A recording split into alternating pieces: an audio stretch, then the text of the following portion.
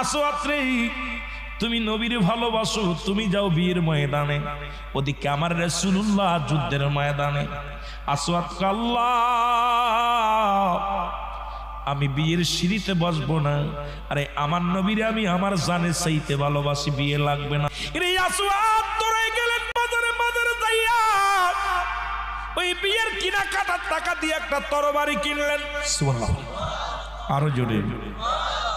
একটা তরবারি কিনলেন, তরবারি কিনিয়া তরবারির মধ্যে একটা সুমা লাগায় দিয়ে বলি, ইয়া রাসূলুল্লাহ, আমার সুন্দরী বইয়ের দরকার নাই, দুনিয়ার দরকার না, আপনাকে ভালোবাসি।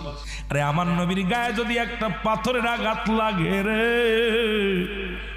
আমি আসওয়াদ সইতে পারবো না। আমার নবীর গায়ে যদি একটা পাথর লাগে রে, আমি আল্লাহর আদালতে গিয়ে জবাব দেব।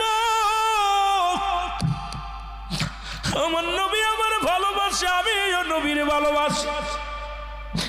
আজকে আমার নবীজির যুদ্ধের ময়দানে না জানি রক্ত ঝরে জমিনের মধ্যে।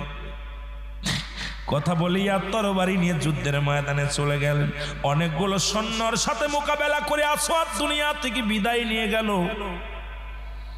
সবার লাশগুলো টেনে টেনে আনলেন রাসূলুল্লাহ।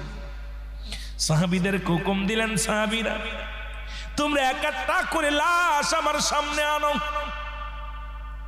সমস্ত সাহাবীদের লাশ মুবারক সারি সারি করে রেখে দিলেন। আমার নবী তাকায় তাকায় দেখে, কাপড়ের ভিতর থেকে মুখটা খুলে খুলে দেখে